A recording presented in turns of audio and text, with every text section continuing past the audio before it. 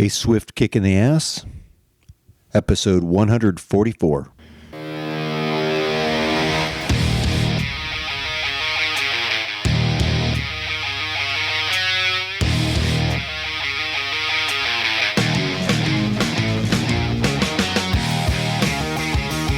Life is challenging and difficult. No one gets out alive. Time to suck it up, Buttercup. Get ready for a monster-sized boot aimed to help you get traction on personal change and get living. I am John Curran, your host. Join me as I share my journey exploring the forces that motivate us to change and help us get through whatever life throws at us. A swift kick in the ass. Life on your terms.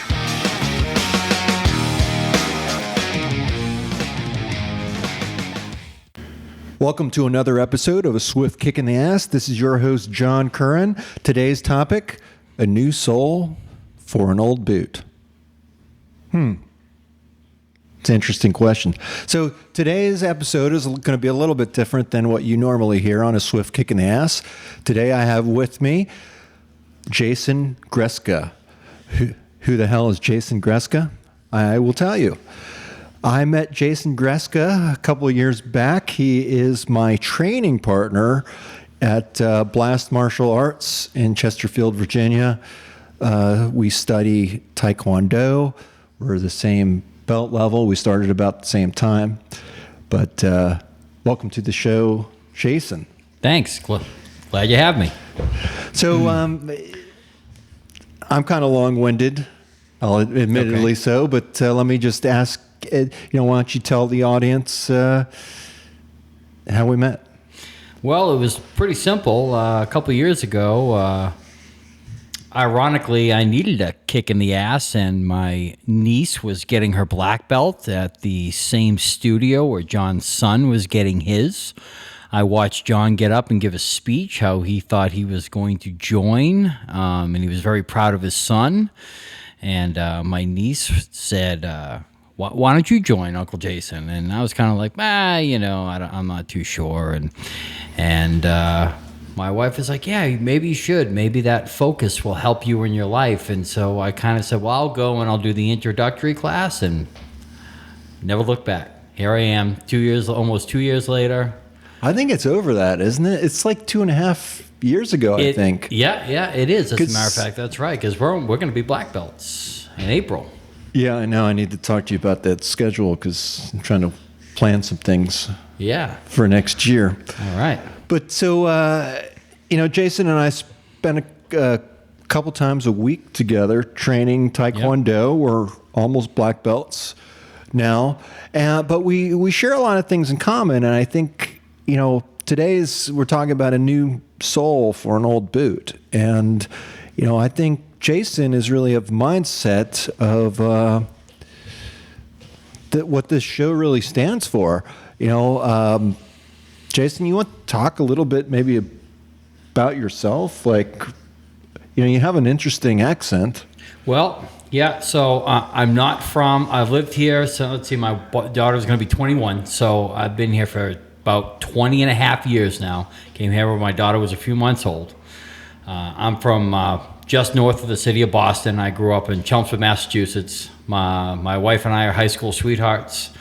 We decided, my mother-in-law had already moved down here. We decided to move down here because school was cheaper. And we wanted to be close to mom, but not too close to mom, if you know what I mean. And better opportunities, School was better down here, and properties were cheaper. And so down we came, and I've been here ever since. When did you come here? It would have been 2001. Okay. Trying to think of when we got here. Been here over 10 years, I think. Yeah. So you've been here much longer than I have been. So I'm grandfathered in, I guess. Yeah, I guess so. But Jason and I talk a lot about creating positive change, and he's of the same mindset I am. I mean, he's out there kicking ass, really. And I was thinking back about when we first met, and I mean, in such a different place than I was, back then.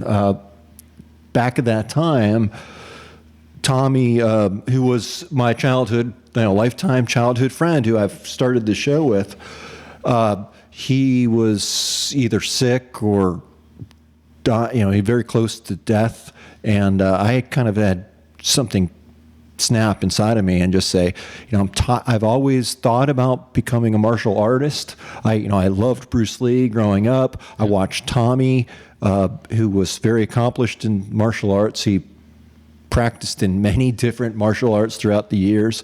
I watched him learn how to kick ass, and I really just admired that a lot. But I never thought I could do it myself. But my son could do it, so I got him involved. And as I sat there during class watching my son learn how to do Taekwondo, I thought, man, that looks like so much fun. And I'm going to stop talking about it. I'm going to actually do something about it. And I'd reached that point in my life to where it was just, it was put out, it was do it or shut up, because I was becoming this person that I didn't want to be. And that's what really inspired me to just say, you know what, I don't know how far I'm going to get. I never thought I could reach black belt. And when I look back, I was like, I kid about Johnny not knowing how to, make a fist when he first started Taekwondo. Sure. But I could make a fist, but I didn't know how to properly make a fist. I didn't know how to do it either. I didn't know how to kick or punch. I couldn't even really touch my toes. And stretching and just regular kicking and punching, I don't know how you feel, Jason, but you have to learn how to do that. Everybody thinks they can do it. Everybody says, oh, well, I can punch, I can kick. But until you learn how to do it the right way, then you realize, oh, I can't punch. Oh, I can't kick. I'm not Bruce Lee just from watching television. It's a huge eye-opener. But I did it in my mind. Yes, of course. Sure. Yeah. I mean, we're all the best martial artists because we've seen all the movies. So this is no problem. We got this. And then, you actually start taking the classes and you're like, this is a lot different. There's a lot more involved in this. Yeah, this is a lot harder than it looks. It looks real easy on paper until you actually do it. Then it's like, this is a big difference. But as I think about it, this is all a process. And, we didn't start out at the level that we are now. I mean, this has been a process that's been happening over course of several years now. Remember the white belt classes? Oh my God! When Johnny first started doing it, a kid, he was like an octopus. He just doing jumping jacks. Yeah. He reminded me of an octopus. He was flailing all over the place. When I look at him now, and he's 12 years old, and is he Bruce Lee? No, he's not Bruce Lee. But that's not the point of being a martial artist. We're just learning the basics. Really. Yeah, it's not in how good you look doing it right at the beginning either. It's not just, it's the mindset too. Yeah. It's like filming yourself when you have sex. Okay. It's a little bit disappointing, right? Yeah. I mean, you gotta like, who's that? Oh crap, it's me. I just kind of feel, what's the vision that you have in your head? Oh yeah, is much different than. I mean, you're not a porn star. Oh, yeah. Everybody thinks they're their own porn star in their head, right? And then the reality of it is, we are not. Yeah, we don't get paid for this for a living. Yeah, and don't quit your day job. Yeah, exactly right. So the same approach, is same with Taekwondo. Sorry, I just had to be. No, I just felt funny. 100%. Had to feel funny there, but it's been a step-by-step process. But what's so cool about it is that you go at your own pace, and I'm just so surprised we haven't seriously hurt ourselves. Now I've kicked your knees plenty of times, sure, which caused me to limp around for 3 days and feel like I needed to have my foot amputated. You know, I may have slightly damaged your hip at one point. no, that was already damaged Or the beforehand. thigh muscle might have been a little tenderized, maybe. So the inside joke on that is that, and this goes back to the 48 laws of power about, never let anyone know your weakness. Yes. Because I let Jason know that, that hurt when he hit my thigh. And so he's like, where there? And you just kept on hitting it. Well, it was a little bit of a lesson, too, because you were supposed to be guarding that leg. And Master Sutton did say that if they dropped their guard to kick the leg. So I learned how to keep my guard up. Yeah. No. And I learned that John's got a weak lead leg if he doesn't put his guard up. But, all kidding aside, though, we didn't hurt ourselves or injure ourselves doing this activity, which, like as you get older, people are like, oh, I don't know what happened. I just moved the wrong way. It didn't just happen that way. No, and I think another thing is we got to remember that I'm 46, you're 56. Right. And I have not taken the best care of myself my entire life. Slightly overweight. I am an active person. I do things. I'm strong. always out in the yard doing things physical. I do keep myself strong. Am I the strongest? Absolutely not. He's freaking strong, man. Am I a picture of health? No. I've got my aches and pains, but I have noticed. Well, and training has helped. You have no knees, right? Or your kneecaps are... They're pretty bad. I had some kind of wearing of the kneecap when I was a kid from playing football, and I was told there's really nothing left in there. I'm just kind of... They're like mush. Yeah, it's like kind of strange. I mean, it's amazing that he's able to do all that he can, because his kicks are ferocious, man. I'm on the, I think maybe it kind of helps because I don't have like all that kneecap stuff in the way, so it makes my leg a little more flexible. Probably not, but why not? I'm going to tell myself that's why. Yeah, again, we all have our challenges. We all have our limits. We all have the things about our bodies that we have to live with. Like I have to live with my hips. Yeah. There's certain things I just can't do because of it. But karate really has taught me to work through it. Like there was a guy also by the name of John who tested with us the last time. He's older than us. Senior, yeah. I'd say he was there's a couple different Johns in class. He's in his 60s. Yeah. And he's about the same belt that we are. But he had I think he had a pinched nerve in his back. A pinched nerve in his back. Or something, yeah. And I saw him like he was trembling. Yeah, sweating, trembling.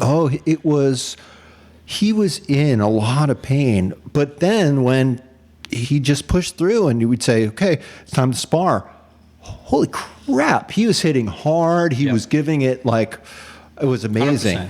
Putting in 100%, even right through the pain. He wanted that belt. He wanted that belt so bad. He was going to get through that test and then deal with the pain later.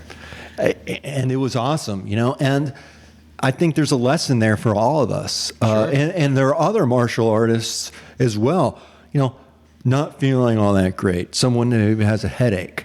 A hurt foot. A sprained thumb. Yeah.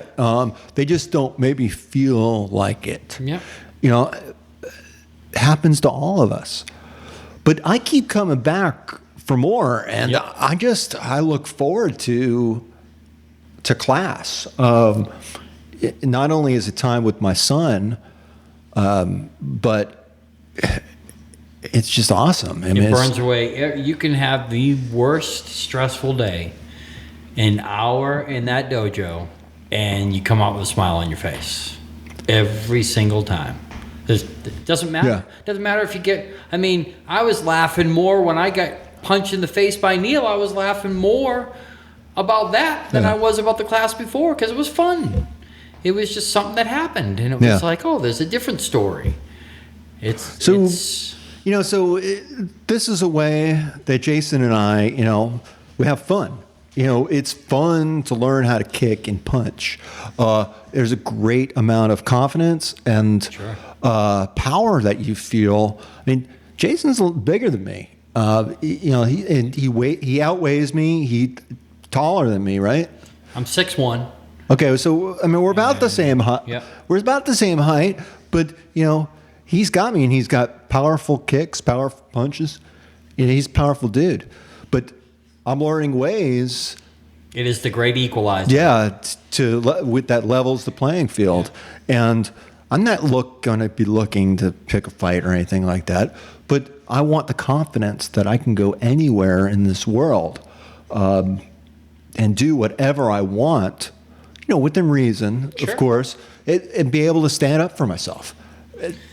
Most important thing is, can I keep myself safe? I mean, obviously, we can't kick a bullet out of the air, or anything like that. Can I keep myself safe? Can I keep my family safe? Can I get out of a situation? Right.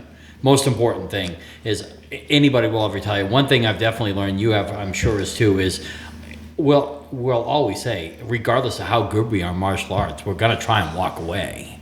That's the best outcome, is just defuse the situation and back out.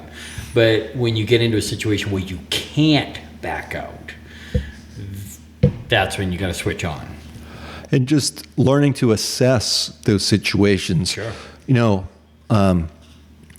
How to apply, wisdom. I think too, also apply breathing techniques. When you're in a fight, when you're in a street fight, I remember just, my limited fighting as a kid, just growing up. Yeah, you gas out. You just go all out. You're holding your breath. You're turning red in the face. You just don't know. You're out of control. Yep. And I don't know. Learning how to fight teaches you how to breathe properly, how to think your way through, when to attack, when is appropriate, when to take advantage of someone's openings, when they're not guarding. Sure. Most people are not practiced at fighting. So that gives you an advantage, I think. Are you going to get your ass beat sometimes? Yeah. Sure. I have no illusion. Especially nowadays, there's a lot more MMA gyms out there. There's a lot more Brazilian Jiu-Jitsu gyms out there. So there's a lot more people training. Some of them are going to be good people. Some of them are not going to be good people. But at least I have a shot. Right. I'm not just going to take it on the chin. So it's preparing yourself for something that may or may not happen. Might never happen. That's right. You just never know what life is going to throw at you. And I guess that's kind of the point of this whole thing, right? I mean, we can take these lessons we're learning and try and. I know I have an extremely short fuse, and it's still short, and I still have my moments. But if this martial arts has taught me anything, it is at least every once in a while I reassess the situation and back down for a minute.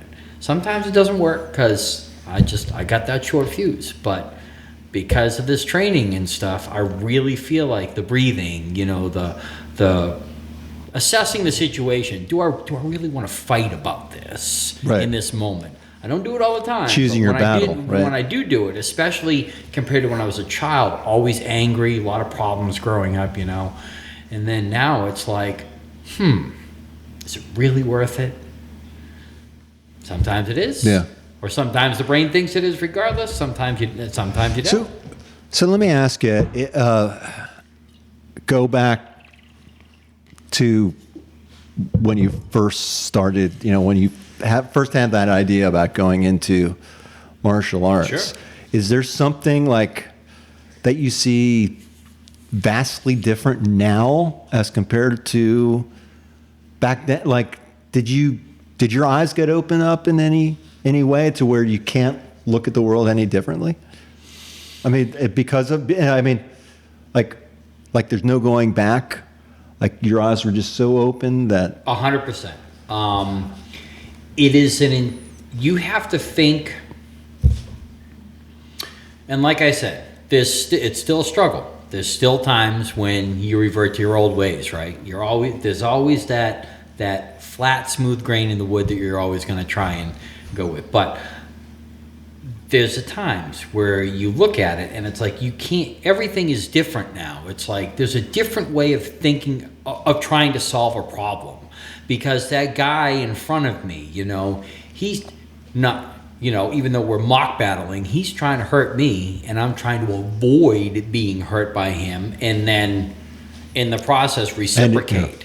Yeah. So there's an entirely different, it's almost like playing a game of chess. If life is chess, it's like, and you're constantly just throwing all your pieces out there and seeing what sticks. And now it's like, wait a minute, let me move my pawn a different way this way, or my queen over here a different way, and slow down. That's the very thing, is slowing down and breathe. And just, you know what? It teaches you kind of to enjoy the moment. Like, because it brings you down to that level of the moment, which is the most important thing. I preach on this show all the time. The here and now. That's all we have. The past is in the past. It's gone. We can't go back in the past. Sure. And the future is also just it's a figment of our minds and our imagination. It has not yet come to existence. The only thing we have is right here and right now. Yeah. And when you're sparring, that right here, right now, you're in the midst of battle. Yeah, you can't think about what you should have done 5 minutes ago. Or, I mean, sure, you can think a little bit in the future, but I mean, when somebody's coming at you, you gotta think quick. Yeah. You can't be, being like, oh, what's gonna happen tomorrow if I kick this guy? That doesn't matter. Well, I think you're better prepared. I mean, I think we're better prepared for whatever comes our way now. Sure. Because you just never know what's going to come your way. But I think this has taught me that things are much more possible than you think. Especially when you put a plan in action. Like, there is structure that goes into taekwondo and getting your black belt. Yep. We've had to, meet certain parameters to get through. It's taken patience. It's taken confidence, in our abilities, really, too, and building that sweat equity. Blood every once in a while. But also persistence. Jason, I think you've missed maybe in the last couple of years 1 or 2 classes at most. Sure. Yeah. I think it was just one. And basically, it's twice a week. I think it was when I had COVID. I got it the Friday after class. I went through the whole weekend, and I skipped that Monday, even though I was testing negative. I was like, I'm going to give it a few more days. And then I went the following Wednesday. I mean, it's just... again, and were you like this before? Have you been very persistent? Are you a persistent person? And I am terrible when it comes to, I am very persistent with small, simple goals. But I was diagnosed with ADHD way back, and I think it was like 1985. People didn't even know what it was back then, really. It was like, it was one of those things that it was like, and they weren't prescribing medications and things for people. So I'm constantly all over the place. And one thing... Are you on medication for that now? That's actually a very good point. Since I started this Taekwondo, I have thrown my Adderall in the trash. Wow. I don't take it anymore, and I don't need it. I don't have a problem focusing on the task. I can get a little addle-brained. Everybody can. Right. But for the most part, the structure of this... say what you will. I mean, it's not a That's cool, and thank you for being comfortable enough to say problem. That, because I mean, it's like that's a personal question. Doesn't bother me any. But no, that's super cool. Yeah, I've done it all. Counselors, psychiatrists, psychologists, all different medications over the years. Always had a very short fuse, sharp temper.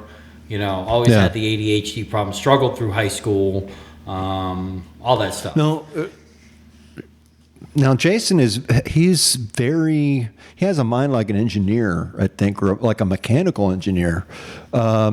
He has a lot of experience working with sports cars, and you are I think you're a world-class mechanic. Honestly, you work on Lamborghinis and exotic sports cars like Ferrari, Lamborghini. Sure. I know for sure you're like certified or something, right? Certified with Volkswagen, Porsche, and Audi, and got certified back years ago with like Subaru, one of the first dealerships I worked at. Of course, I always make you get certified. Every time you go to a dealership, you got to get certified to work on our stuff. So I have a lot of certification, ASE Master Certified, L1 Master Certified. I've had that for years. But honestly, you can have every certification in the book, and hands-on is the best way to get it. Yeah. And you started when you were young, as I recall. Like, you just kind of fell into that trade, right? I mean, that's just something you did naturally, right? I should have fell the other way. But I was naturally kind of good at it, so I just kind of went that way. Again, talking about things, trying to find the harder way and go against the grain, that was going with the grain. It was easy. I was naturally good at it, so that's just what I did. And it was there. Yeah. And 30 years later, here I still am, trying to do something different, trying to make some changes. So, one of the reasons, too, why I thought it'd be interesting to bring Jason on the show is that Jason, had a full-time mechanics job. Yep. And, and he showed me these pictures of, like, rebuilding a Lamborghini engine or, like... Porsche. It was an air-cooled that I showed you, I think. It was cool, and I'm just, like, in awe of that stuff. So cool. And then one day he says, yeah, I quit my job. I'm just I'm going to take some time off. I'm going to, kind of start looking at some training and start going in maybe into information security or project management, or I forget exactly. Well, I've been long toying with the idea. I've struggled with a lot of different things. A few years back, I got my 2-year degree in mechanical engineering with a specialization in mechatronics. I thought that was gonna be the end all be all. And when I realized that wasn't going to be it, I said, we'll go into chemical engineering, but I struggled with the math. So I went back to auto mechanics. I said, well, let me do this for a little while until I figure out. And then, a little while turns into a year, turns into 5 years. And then I was at the same place for a long time, and it got stagnant. And the owner and I agreed to disagree, and we parted ways. And then I was like, all right, well, I'm going to get back into the information field and computers. So I went and got Scrum Master certified, and taught myself Jira and a couple other things, and Agile and things like that. Took a lot of online courses, and then I realized the brakes got slammed on me right in my face when I realized the main problem now is I have been a mechanic for 30 years. And to just walk into an office setting and say, hey, I'm a Scrum Master now, hire me. Pretty much that doesn't happen. So I've been forced to, for now, I have to do what I know how to do. I'm still working as a mechanic, but I make no illusions. I have a goal, and I don't, because eventually the body breaks down, and being a mechanic is about as hard as it can get. So, You know what? Honestly, I think that just gets at the heart of what a swift kick in the ass is all about, right? Sure. We don't always get everything that we want out of life. And in fact, I don't know if we'll ever get everything. I mean, there's just no possible way you can ever get everything out of life that you want. But that doesn't mean that you stop trying. That's right. And life is going to throw challenges at you and hurdles at you. And you just, you have to make a decision for yourself to keep going or not. And no one could tell you to do it. No one can make those decisions for you. People can push you. I mean, they can. Well, actually, let me take that back. People can make those decisions for you, and you can allow that to influence your world. Sure. But in the end, it's your decision. Yeah. And these leashes that you have, these things, the straps holding you down.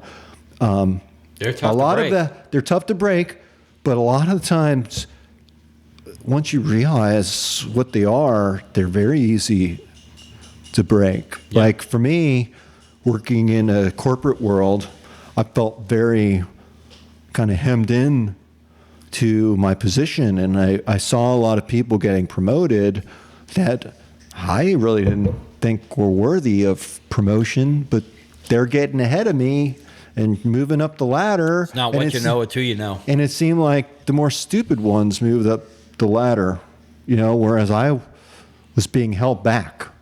I felt held back. But the more I thought about it, the more I thought, the organization doesn't care. They're not holding me back. I'm holding myself back. And I kept on applying for jobs and got different jobs. And now I'm 23 years into it, and I've had a bunch of different jobs. And I'm kind of like, with Jason, I wouldn't mind doing something different. I love doing the podcasting, but that's not making money. That's not really the intent of doing this show. This is to help others. Sure.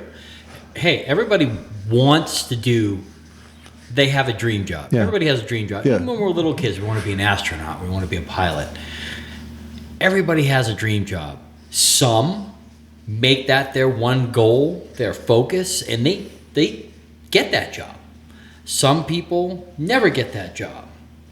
Does that mean we stop trying to get some sort of goal or dream or whatever? If you listen to the show, you're the type of person who's going to keep on trying. That's right. And you know what? You found your family here, because this is all about living life on your own terms. And that means finding your own way, being accountable for that, being responsible for your own life, really, and recognizing that, you're not alone. A lot of people want more out of life. They're just not really sure how to get there. Yeah. And that's what I want to do. That's what I've been doing the last, 8 years or 10 years, however long this show's been around, is to help myself. I struggle with this myself. Sure. I'm accomplished in many different ways, but I'm not accomplished in a lot of ways that I want to be. Sure. There's a lot of room for improvement. Ask my wife. No, just kidding. Are we going to take polls? Because you can ask mine too. She'll give you lots of pointers that I could use. And honestly, we're just kidding about our wives. Not really, but just kidding. But if you ask anyone, they're going to offer their opinion, and it's really up to you to either take that to heart and you attach the weight to it. Sure. Sometimes those opinions can make you angry. Yeah, there's something you don't really want to hear. Doesn't mean it's wrong. Right. It just means you don't want to hear it. And that's swift kick in the ass. Yeah, that's right. So I think that's about. I think that about wraps this up. Sure. There's a new sole and an old boot, and you're going to be hearing a lot more about swift kick in the ass come up next year. And until then, this is John Curran and Jason Greska. Talk to you later. Peace. Later.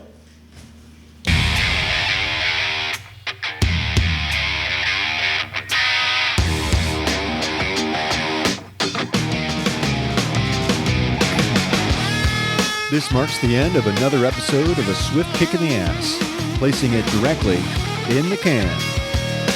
As much as I like to talk, even I have my limits. It's time to go. Catch me on the next show. For better or worse, whether you like us or not, please leave comments wherever you get your podcasts. Follow us on Twitter. Visit our home on the interweb. I think you can leave me a voicemail there. You can also email me at john@aswiftkickintheass.com.